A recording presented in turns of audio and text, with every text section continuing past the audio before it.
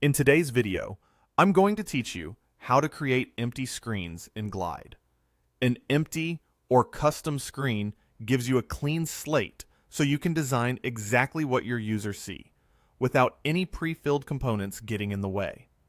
This is perfect when you have a specific layout in mind, or you're building a unique flow that standard templates don't cover.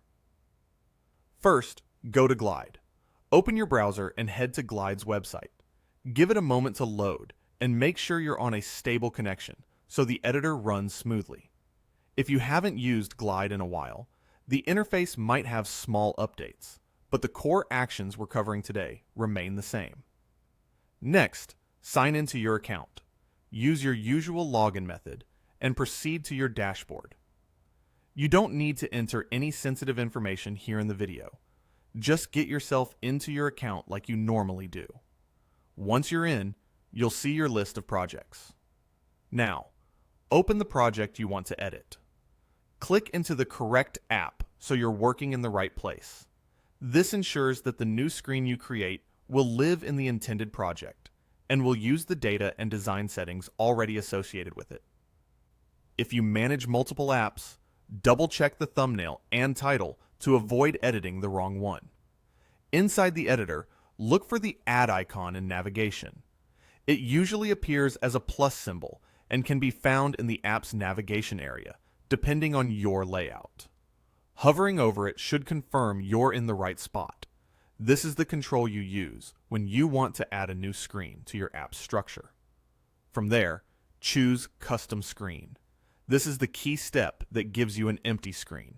Nothing pre-configured, no automatic components, just a blank canvas.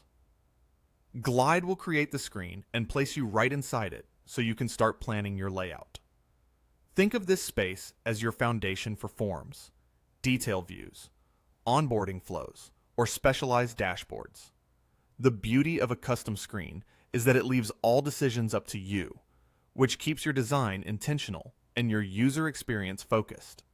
If you're testing ideas, an empty screen is also a low-risk place to explore different layouts before committing. That's it.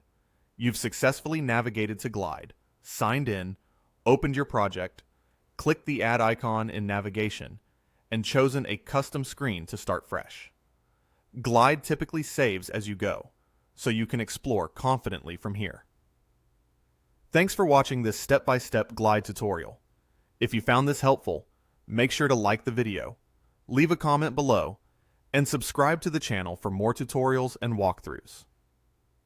See you in the next video.